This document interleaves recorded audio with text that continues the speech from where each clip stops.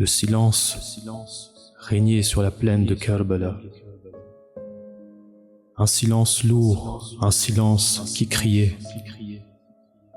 3 jours, 3 longs jours s'étaient écoulés depuis que l'imam Al-Hussein alayhi salam avait été tué. Et pourtant, les corps des martyrs étaient toujours là, sans sépulture. Personne ne les avait enterrés. Le champ de bataille ressemblait à un immense cimetière à ciel ouvert. Des corps jonchaient le sol, brisés, piétinés, transpercés. Impossible pour un œil ordinaire de les reconnaître. Aucun linceul ne les recouvrait, aucun tombeau ne les abritait. Les membres étaient éparpillés, leurs os fracassés sous les sabots des chevaux ennemis. Ils avaient été abandonnés, sans respect, sans protection. Et pourtant, le sang n'avait pas encore séché. En effet, il est rapporté dans le Maqtal de Bahr al-Ulum que le sang continuait de couler, même après 3 jours, comme si les martyrs venaient tout juste de tomber au sol. Non loin de là, vivait un clan, une partie du clan des Bani Asad. Ils habitaient au bord du canal de l'Euphrate. La nuit de Ashura, ils avaient fui, par peur que l'armée d'Ibn Sa'd. Par lâcheté, ils avaient abandonné leur imam. Mais ce ne furent pas les hommes qui parlèrent les premiers, ce furent leurs femmes. Elles, les voix de la conscience, elles les confrontèrent sans détour. Que direz-vous au prophète? Que répondrez-vous à Amir al-Mu'minin alayhi salam? Que répondrez-vous à Fatima az-Zahra alayha salam? Vous n'avez pas levé l'épée, pas lancé une seule flèche. Vous n'avez pas défendu son fils. Allez, levez-vous. Donnez au moins une tombe à ces martyrs. Effacez un peu de votre honte par cela. Leurs paroles, comme des flèches de feu, transpercèrent leur cœur. Alors lentement, les hommes se levèrent, le pas lourd, le regard baissé. Mais lorsqu'ils s'approchèrent des corps, ils furent pris de panique. Ils s'arrêtèrent, figés, les visages bouleversés. Les corps étaient méconnaissables, marqués par les blessures et les outrages. Plus aucun signe ne permettait de les identifier. Ils se regardaient, troublés, impuissants. Comment pouvaient-ils offrir une sépulture digne à ces martyrs? S'ils ne savaient même pas à qui appartenaient ces dépouilles, ils restaient là, le cœur serré, incapables d'agir. Et c'est à ce moment-là qu'on entendit le bruit d'un cheval au pas lent. Un cavalier s'approchait. Il paraissait affaibli, ses poignets étaient meurtris, son cou portait encore les traces de la captivité, mais dans ses yeux brillait une lumière que rien ne pouvait éteindre. C'était l'imam Zaynul Abidin alayhi salam, le survivant de Karbala, le témoin vivant de la tragédie. Seul un imam pouvait enterrer un autre imam. Selon un hadith de l'imam Ar-Rida alayhi salam, il avait été emprisonné à Koufa, mais ce jour-là, par la permission de Dieu, il était sorti sans que personne ne le voie. Le cavalier s'arrêta devant les hommes figés. Il les regarda, puis d'une voix calme et ferme, il leur annonça qu'il allait les guider. L'imam Sajjad alayhi salam descendit alors lentement de sa monture. Ses gestes étaient lents, marqués par l'épuisement. La souffrance semblait avoir alourdi chacun de ses pas. La douleur avait envahi ses membres, mais il avançait parce qu'il le fallait.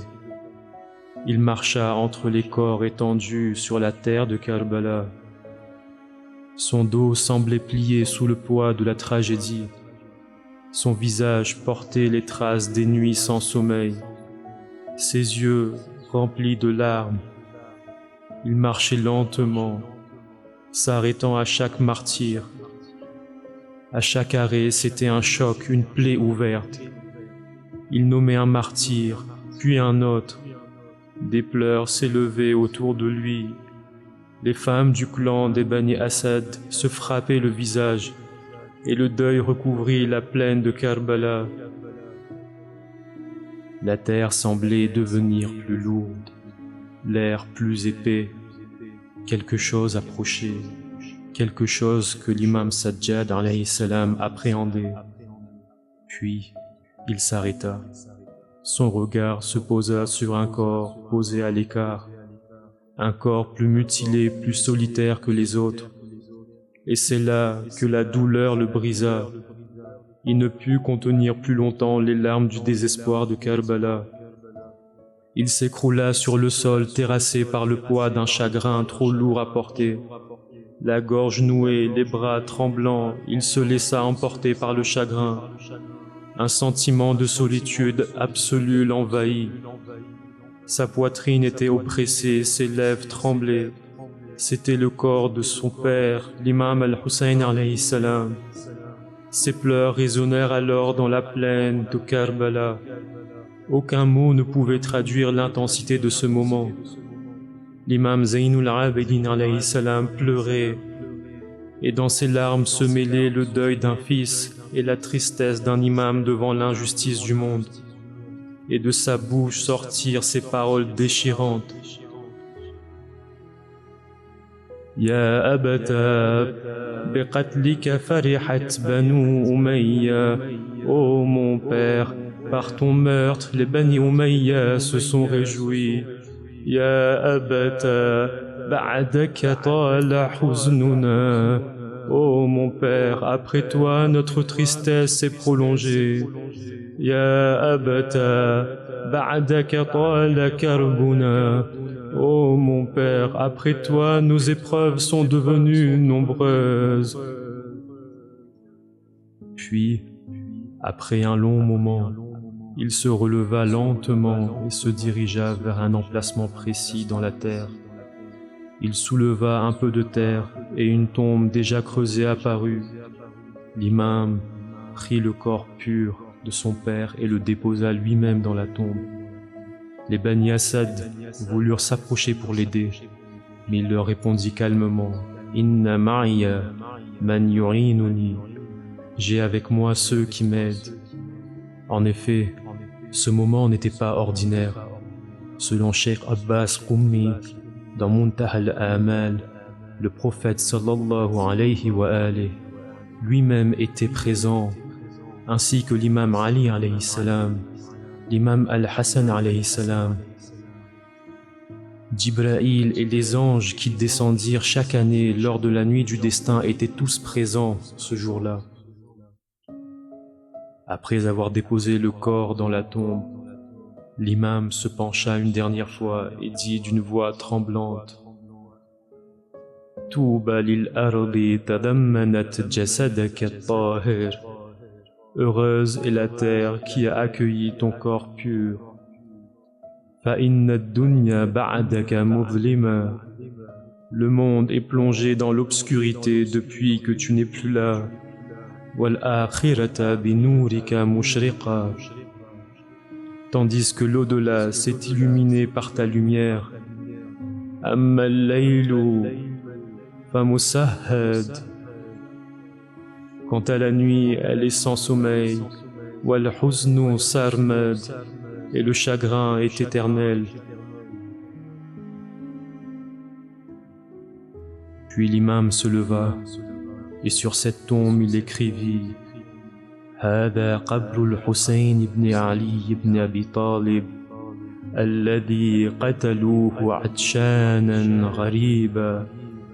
Ceci est la tombe de Hussein, Hussein qui fut tué, assoiffé et seul. Une fois cela accompli, l'imam se releva de la tombe de son père, le cœur encore tremblant, et tourna son regard vers un autre lieu de la plaine.